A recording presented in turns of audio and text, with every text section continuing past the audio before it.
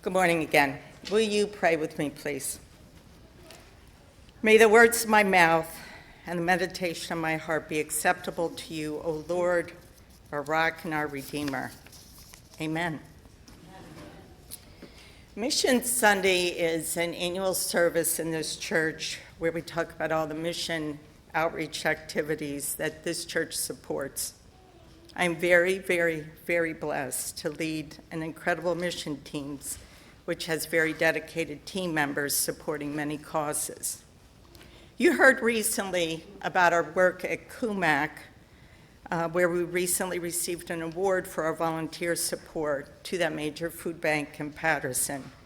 It was an unexpected award, but greatly appreciated, especially for those that have given their time and talent for so many Wednesdays in the past several years.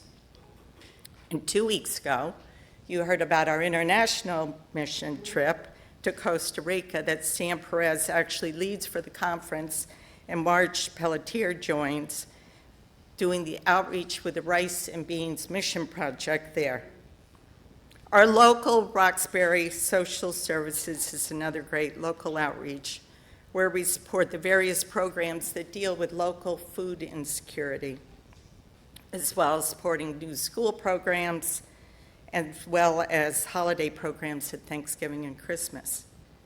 And one of our longest outreach programs is our thrift shop, literally located right under your feet in this building. While we sometimes have a tendency to look too much of it as a source of income, which drives me crazy, it was started and continues to have great success helping families in the area with the need for clothing, shoes, and household items. The mission team members that support all of these mission programs are truly some of the most dedicated individuals to being the hands and feet of Jesus. I also need to highlight that Peggy Grow, who passed away earlier this year, was a very long-standing member of that team. She was always focused on what she could do to help and support, even during some of her sickest times at home. I miss her soft voice, but her strong spirit for doing anything in missions is still very much alive. This brings me to one of our longest-serving mission outreach programs, which is Christian Outreach Project. Many of you here today know about it, you participated in it, you've supported it, but I will just share a brief summary for those that are new to our church or might be visiting today. Christian Outreach Project is many times you'll hear referred to by its acronym COP. It's a one-week missions outreach that occurs primarily in Sussex County, but also in parts of northwestern Morris, Warren, and northwestern Passaic counties. It is now its own nonprofit organization, which was started by a group of United Methodist churches, including our own church, over 44 years ago. During the last week of June, high school youth and adults stay at a Girl Scout camp near Schwartzwood Lake, which becomes our project base for the week.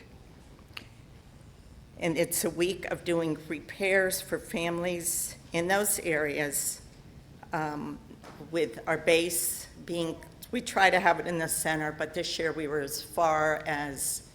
very close to the state line with Port Jervis and Montague. We were in another corner in West Milford. We were down here in Hopatcong, and very close to camp.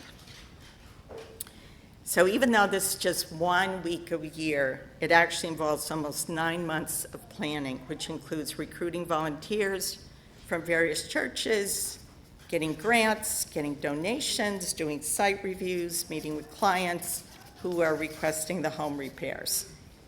The work we take on must be something that can be accomplished in a 5-day period by a team of at least 4 youth and 2 adults. Our biggest challenge each year is normally that we have more requests than volunteers to support. But we try extremely hard to make sure that we prioritize those families with the biggest need. Family situations are key in entering the equation on which homes we pick. We look at health and family situations and whether they're facing huge personal obstacles with their current home repairs. As an example, one of the homes we did this year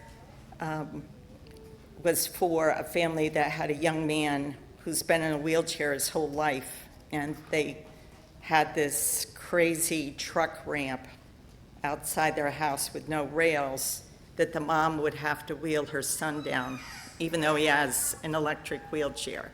So he's kind of been trapped in his house, other than maybe twice a week when his mother would get brave enough to try to get him out of the house on that crazy truck ramp. So that's just one of many stories, which I won't get into all of them. When COP did incorporate and became a nonprofit over 20 years ago, this planning process that we're talking about became the ownership of a board of directors that was established. And the board members come from 7 different churches, including this church. So fast forward, this year's program started on Sunday, June 28th, during one of the hottest weeks on record for late June and early July, with approximately 50 volunteers from 8 United Methodist churches in New Jersey, along with several individuals coming solo from other church. Just to put this in perspective, the good news is we were able to have 7 crews who ultimately completed 11 projects. But while we did a great job on 11, we had a total of 29 homeowners requesting our help. This year, the projects we tackled were as follows: replacing a roof, installation of 2 ADA-compliant handicap ramps with walkways, demolition and rebuild of front steps, repair to an existing handicap wooden ramp, installation of new exterior basement doors, tear down and a new build of a shed, including building a new patio for its base, weatherproofing a basement that was suffering from water, including repairs of the exterior basement doors to avoid more water damage, gutter and soffit repair and installation, sealing a deck, repairing the concrete pad of a front door, lots of weather stripping, lots of painting, a basement clean out, and a lot of general yard cleanup. All this work was done with a lot of sweat and maybe a few tears, but with crews drinking a lot of water, Gatorade, eating a lot of salty snacks, and then trying to eat 3 solid meals a day. But the biggest component of what made all this possible was an incredible amount of faith in the team and the trust that this is what Jesus had them here to do. This brings me to the worship component of COP. In addition to the work that we do during our sites, we also worship together in the early mornings with a podcast that is developed, and an evening worship at either one of the local churches where we're having dinner or back at camp.